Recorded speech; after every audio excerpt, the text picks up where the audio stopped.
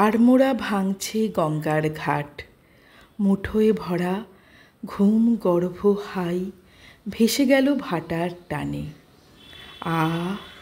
শান্তি, পরমানন্দ। গঙ্গামাটির তিলক লাগানো ভক্তরা কবেই কালঘড়িতে নিশ্চিহ্ন। এখন রাজ্যের কলহীন জলহীন মানুষের ভিড় আর নেই। দিন আনা দিন খাওয়া জীবন ঘষছে ধুধুলের আড়ে। ময়লা সাফা করতে করতে বকবক করেই যাচ্ছে। হাজারো কথার ভারে ভরে উঠছে ঘাট।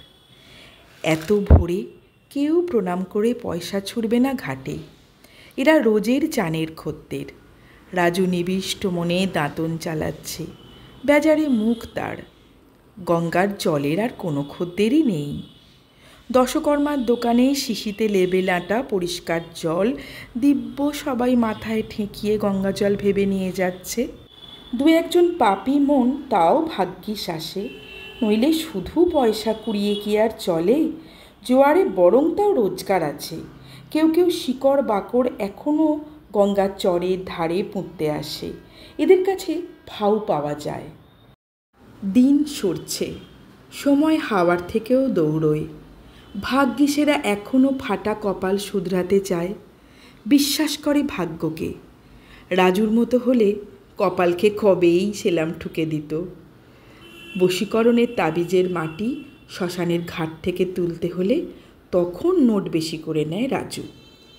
কি বলে হাতাতে হয় টাকা সব প্রায় মুখস্থ হয়ে গেছে তার। শুধু নিজের ভাগ্যকেই বশ করতে পারল না। এতকাল এখানে ওখানে চক্কর কেটেই চালিয়ে দিল, ঠিকানা হলো না। বেয়ারিশ হয়ে থেকে গেল অর্ধেক জীবন। হ্যাঁ, থুকে দিল সে ঘাটের ধারে। দাঁতের লালচে ময়লা গড়িয়ে গেল জলে। এই হাবু, তোর ভ্যানটা রেখে দিয়ে যাবি। রাজু চেঁচালো। টাকা পয়সার হেব্বি টানাটানি যাচ্ছে। কয়েকটা খেপ লোহা টানতেই হবে আজ। রুটি তড়কা আর একটা দেশি প্যাকেট, ব্যাস বিন্দাস জীবন তার। বেদানা মাসি ডুব দিয়েছে।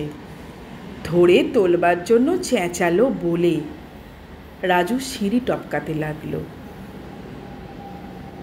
গল্পটির নাম ভোর, লিখেছেন শুভশ্রী সাহা।